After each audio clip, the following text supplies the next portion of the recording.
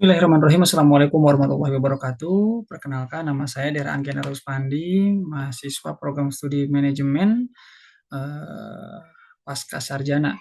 Insya Allah pada kesempatan hari ini saya akan mempresentasikan yaitu penelitian saya ya untuk persyaratan sidang akhir 2026, di mana penelitian saya hari ini adalah berjudul Peran Trust dalam Mempengaruhi Niat Penggunaan Aplikasi Beyond by BSI dengan Pendekatan UTAUT.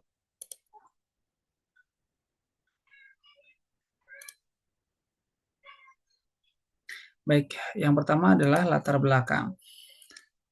Transformasi digital di era perbankan. Nah, ini transformasi digital menjadi pendorong utama efisiensi dan daya saing bank atau sekitar 90% bank global ya menerapkan strategi digital. Kemudian termasuk di Indonesia sendiri, digitalisasi ini tentunya semakin meluas pasca COVID kemarin ya. Dan pada tahun 2024, OJK juga menerbitkan cetak biru ya atau blueprint transformasi digital perbankan yang berfokus pada data, teknologi, dan manajemen risiko. Mobile banking menjadi ujung tombak akses layanan keuangan secara luas dan efisien. Nah, kita bisa lihat grafik atau gambar di sebelah kanan ya, ini menunjukkan perkembangan digital di Indonesia semakin hari, semakin tahun adalah semakin tinggi ya trennya. Kemudian bagaimana tren penggunaan mobile banking di Indonesia? Ada sekitar kurang lebih 2 jutaan ya transaksi digital perbankan hingga September 2024 kemarin dengan nilai transaksi kurang lebih 7 juta triliunan ya atau kurang lebih naik ya 54% di year on year-nya. Kemudian Bank Indonesia juga tentunya didorong oleh penetrasi internet, infonya ya, smartphone dan Gen Z yang tentunya sebagai pengguna aktif digital. Kemudian juga tentunya di Jabodetabek ini menjadi pusat penggunaan mobile banking yang besar dan ini menurut Kontan 2024. Dan berikutnya, bagaimana aplikasi digital BSI ini, kemudian dan aplikasi BSI ini ada begitu ya. Yang pertama adalah seperti yang telah kita ketahui bahwa Bank Indonesia ini merupakan bank hasil merger BUMN Syariah ya, resmi yang beroperasi pada 2021 bulan Februari yang lalu dengan aset di tahun 2024 itu sekitar 408 triliun atau naik sekitar 15% lebih ya untuk year on year-nya. Pada tahun 2024 tentunya BSI meluncurkan sebuah aplikasi yang bernama Beyond ya, super app mobile banking syariah. Kemudian dengan fitur-fitur seperti transaksi investasi syariah, G-Swap, QRIS, hingga layanan gaya hidup. Dan tentu sampai hari kemarin ada sekitar kurang lebih 1 juta lebih transaksi ya, atau sekitar 1 triliun juga dalam 14 hari selama proses peluncuran aplikasi tersebut. Jadi penggunanya memang cukup luar biasa, banyak sekali. Kemudian apa itu Bion? Nah, kemudian Bion ini tentunya sekali lagi merupakan aplikasi yang diluncurkan oleh Bank BSI ya, seperti halnya mobile banking yang lain. Tetapi ini tentunya yang versi syariah dan memiliki fitur-fitur yang lain ya.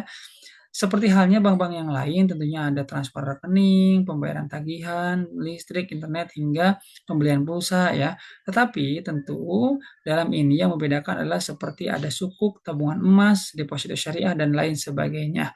Dan ada juga tentunya tarik tunai tanpa ATM yang tersedia di berbagai merchant. Kemudian berikutnya ada fitur sosial. Nah, fitur sosial ini ada beberapa seperti ada fitur zakat, infak, sedekah, wakaf ya secara digital serta berpartisipasi dalam berbagai program donasi ya seperti yatim, Palestina, sedekah Al-Quran dan lain sebagainya. Aplikasi-aplikasi lain seperti jadwal sholat, kemudian jadwal kiblat, pencarian masjid terdekat, serta konten-konten Islami yang lainnya ya. Jadi yang membedakan itu dengan yang mobile banking pada umumnya.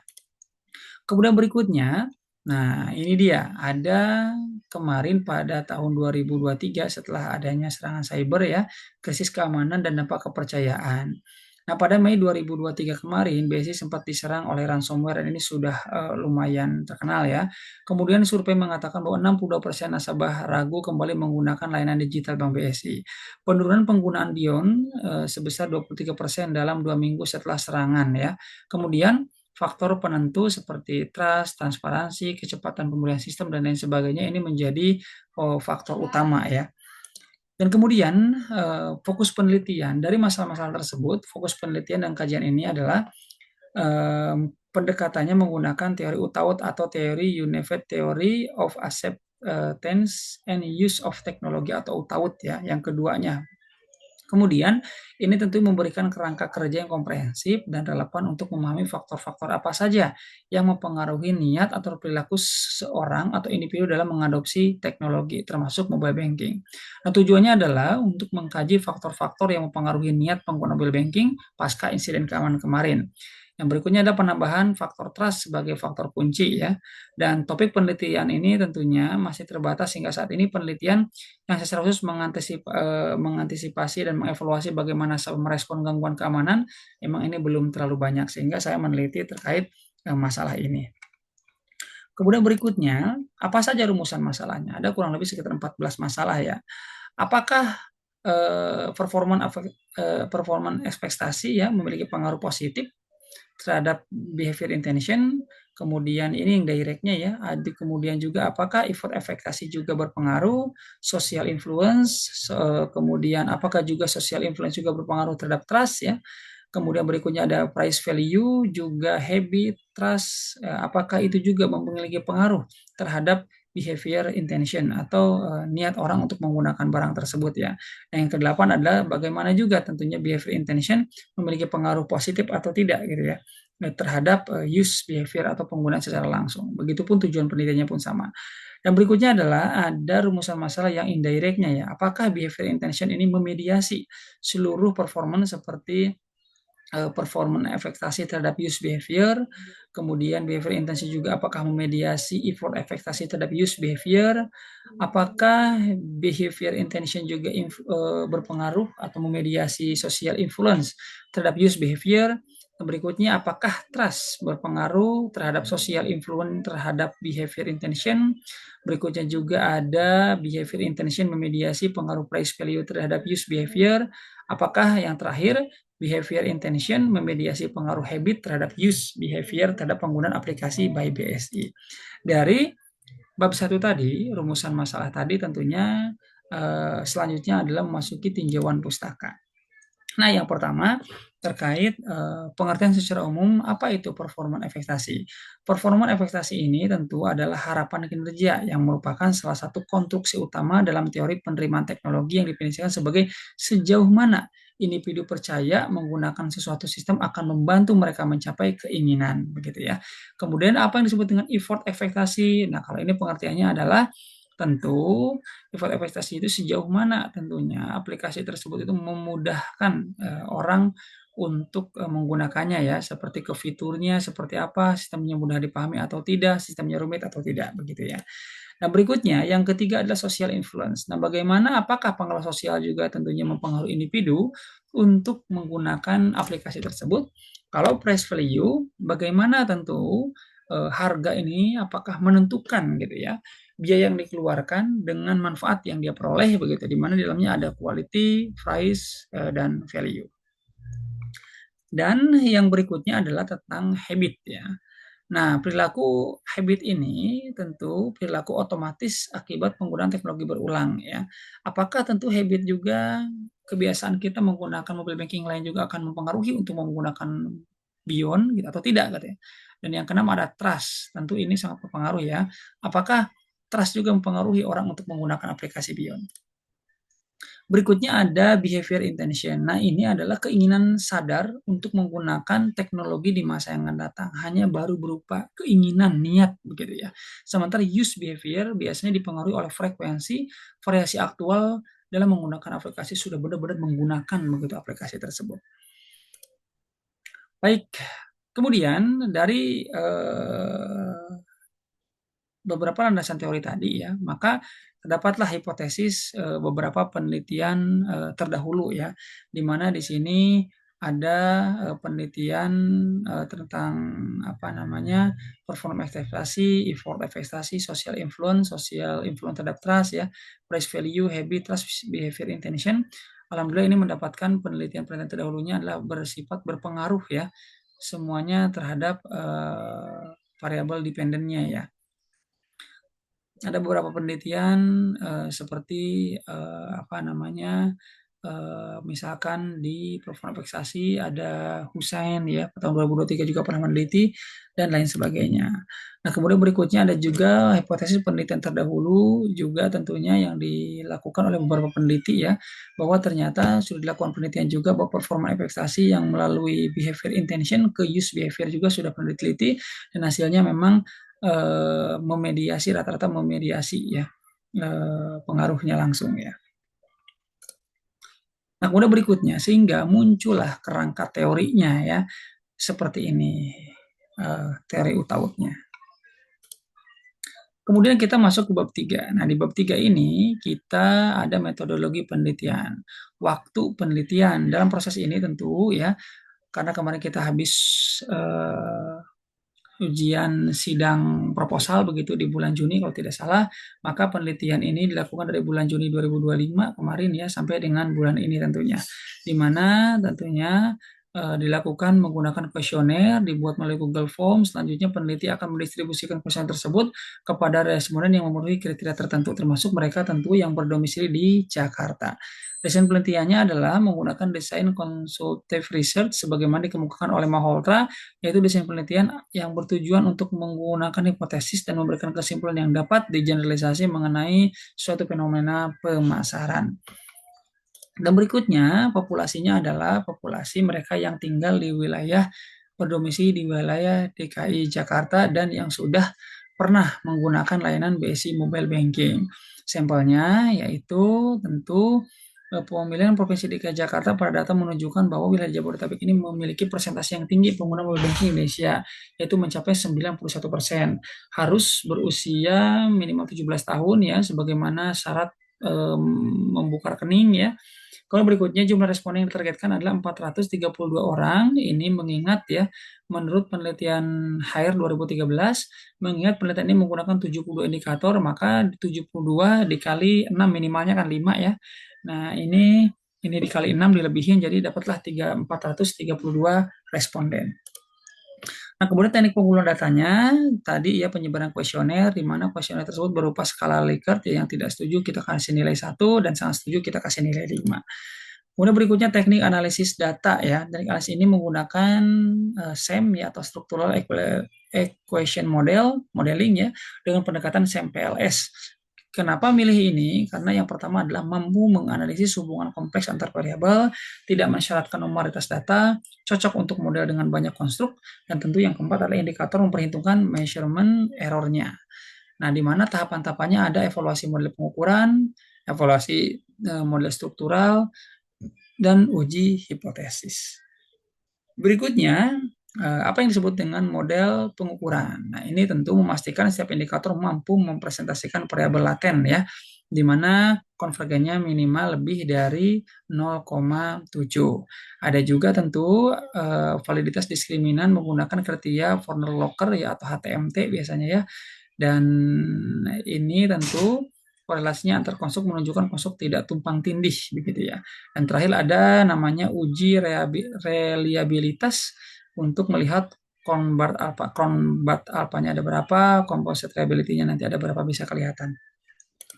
Kemudian berikutnya adalah evaluasi model struktural. Nah, ini dilihat dari beberapa nilai R-square-nya, ada uji statistik T-nya begitu ya, dan ada uji FIF di sini ya.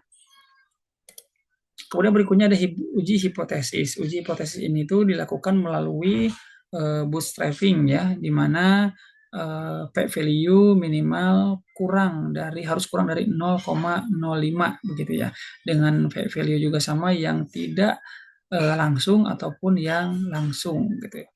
Kemudian berikutnya ke bab pembahasan. Nah, yang pertama adalah deskripsi data. Deskripsi data ini ada beberapa data secara umum ya bahwa ada pertama itu ada jenis kelamin laki-laki ada sekitar 38%, sementara perempuan 61%. Kemudian berikutnya rata-rata orang yang bekerja itu kebanyakannya orang yang sudah karyawan ya sekitar 50% dan yang paling kecil adalah yang belum bekerja 6,4%. Sementara status pernikahan yang paling besar ada sudah menikah 48% dan yang belum menikah ada 39,2%. Terkait tentang usia yang paling besar usia 18 sampai 25 orang sekitar 38% ya. Sementara yang paling kecil ada di atas 55 tahun, 4,6%, karena biasanya rata-rata mereka masih gaptek ya. Pendidikan rata-rata ini di sarjana ada 57,3% ya, yang paling kecil ada di pasca sarjana 37 orang atau 8,5%. Kemudian berikutnya ada data cross tabulasi ini ya, sekitar perbandingan aja bahwa ternyata dari laki-laki yang belum menikah sekitar yang rata-rata menikah 53% ya, sementara perempuannya yang sudah menikah ada 46%. Nah, berikutnya cross tabulasi usia pernikahan juga sama ya. Terkait usia, ternyata yang belum menikah itu yang paling besar adalah yang di usia rentan 18 sampai 25 tahun, rata-rata mereka memang belum menikah. Nah, kemudian berikutnya ada analisis deskriptif. Nah, dari hasil penelitian kita kemarin untuk variabel performance ekspektasi ya, itu rata-rata rentannya di 4 nilai poin 4 ya, atau rata-rata orang rata-rata sangat setuju menuju ke setengah setuju ya, di mana pertanyaan yang paling tinggi adalah tentang penggunaan mobile banking membantu meningkatkan efektivitas aktivitas perbankan saya, termasuk juga effort investasi, social influence, price value, habit, trust, behavior intention, use behavior. Memang rata-rata orang mengatakan bahwa mereka lebih ke setuju ke setengah setuju atau rata-rata di 4,5%-an lah ya, 4,5-an gitu.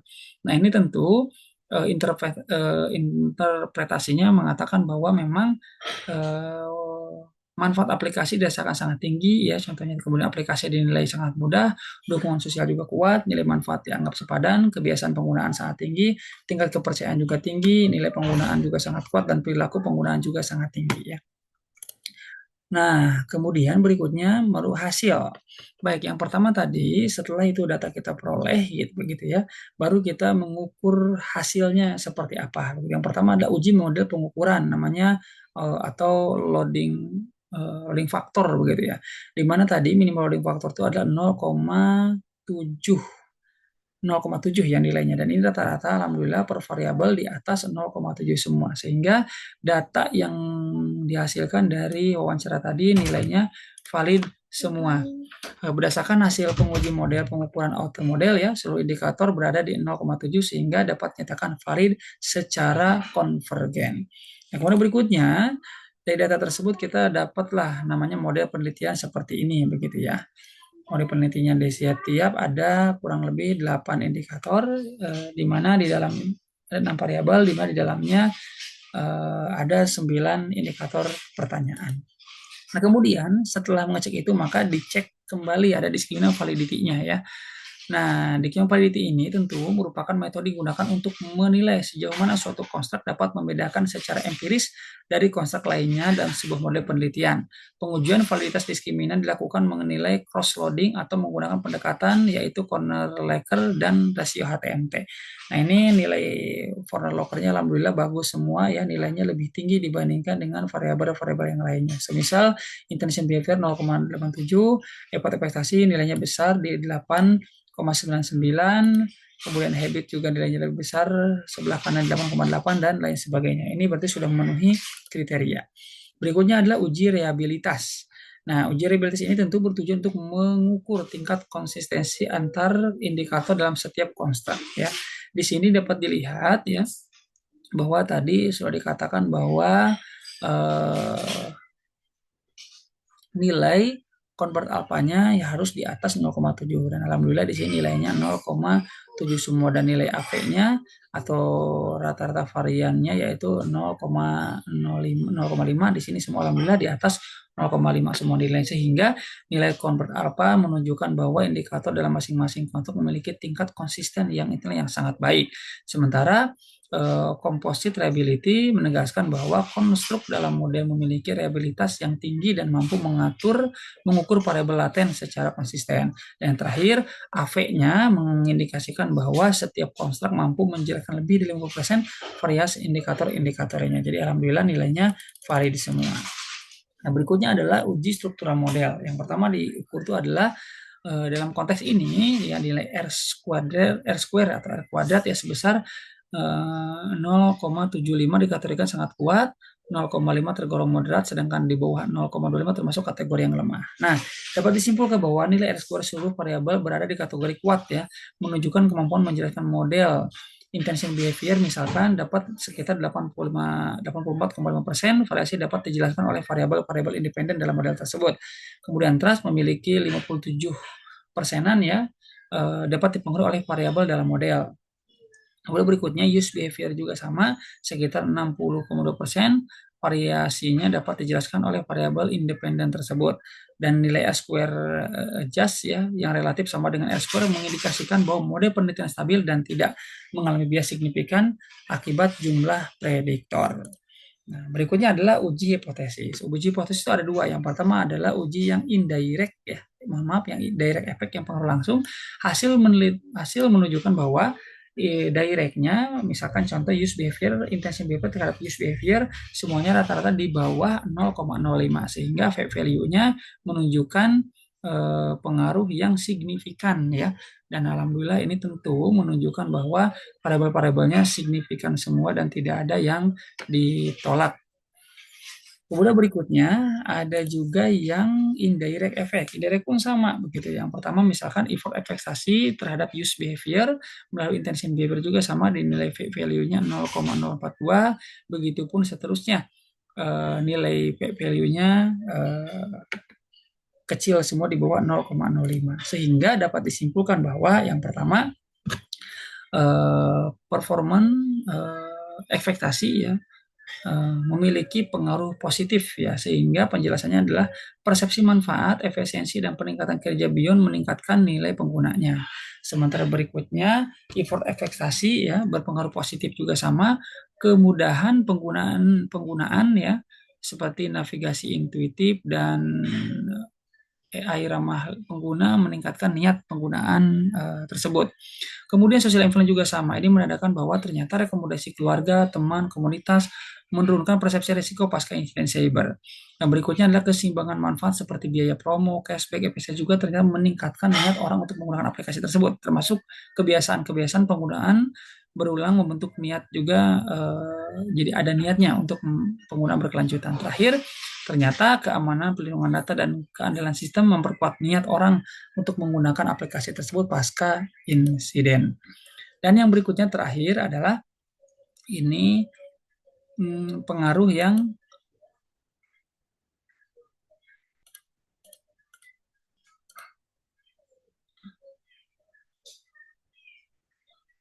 baik. Dan ini merupakan pengaruh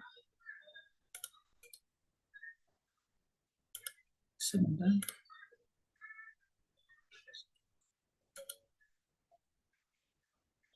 Nah, kemudian yang indirectnya pun sama ya. Nah, berpengaruh baik. Kemudian selanjutnya adalah hal ini juga sama ya, bahwa intention behavior ke use behavior juga memiliki pengaruh positif ya. Jadi ya niat nasabah untuk menggunakan mobile banking by BSI secara langsung mendorong perilaku penggunaan aktual. Nasabah memiliki niat kuat dan cenderung ingin menggunakan juga. Dan terakhir adalah social influence terhadap trust juga sama, memiliki nilai yang positif ya, bahwa ternyata lingkungan sosial juga berpengaruh terhadap kepercayaan. Nah, berikutnya adalah, nah ini dia pengaruh yang tidak langsung juga pun sama, semua berpengaruh positif ya, di mana penjelasannya terkait performa investasinya, persepsi manfaat dan peningkatan kinerja membentuk niat yang kuat untuk selanjutnya mendorong penggunaan aktual aplikasi Bion.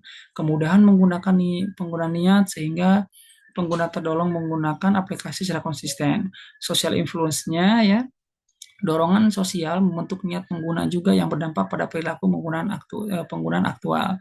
Price value juga sama, persepsi nilai ekonomi seperti biaya versus manfaat ya, memperkuat niat dan mendorong pengguna aplikasi secara berkelanjutan. Terakhir, terkait masalah habit, kebiasaan menggunakan menciptakan niat otomatis yang tentunya berdampak pada penggunaan aktual juga. Yang terakhir, social influence juga sama ya, bahwa ternyata pengaruh sosial meningkatkan kepercayaan terhadap keamanan dan keandalan aplikasi ya, yang selanjutnya tentu mempengaruhi niat aktual untuk menggunakan aplikasi tersebut. Dari pembahasan tersebut kita dapat simpulkan ya bahwa ternyata semua variabel-variabel utama tadi seperti performa efektivitas, effort efektivitas, social influence, price value, habit, trust, behavior intention, dan tentunya pengaruh-pengaruh yang direct dan indirectnya memiliki pengaruh yang signifikan semua. Dan bagaimana implikasi praktis penelitian ini? Yang pertama adalah tentu dari segi performa efektivitas, implikasi bagi BSI-nya adalah bisa menunjukkan fitur yang meningkatkan produktivitas seperti otomatisasi pembayaran misalkan yang terintegrasi dengan layanan keuangan lainnya gitu ya. Kalau terkait effort efektivitasnya menjaga desain antar muka yang sederhana begitu ya.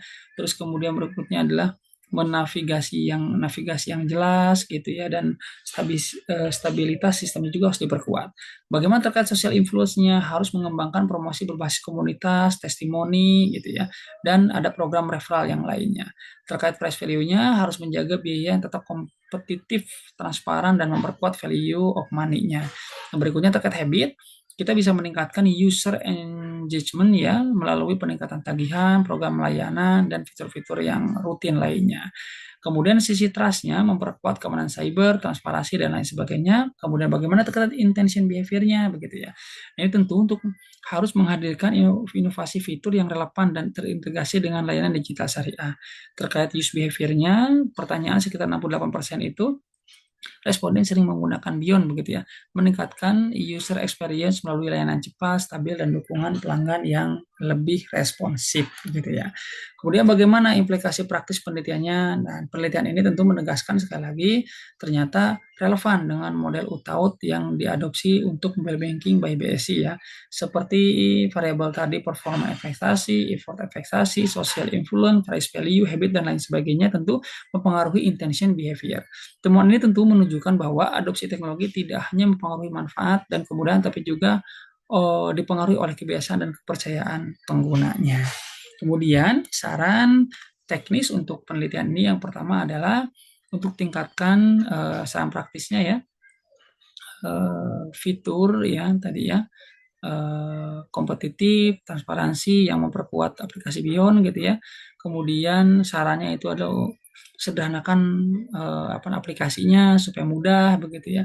Terus terapkan promosi berbasis komunitas, evaluasi fitur-fitur biayanya, tingkatkan engagement, memperkuat keamanan cyber, tingkatkan kualitas layanan, dan dorong penggunaan rutin melalui reward dan lain sebagainya.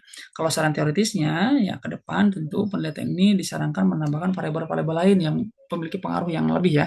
Misalkan ada facilitating condition, ada perceived risk, dan ada user satisfaction dan lain sebagainya.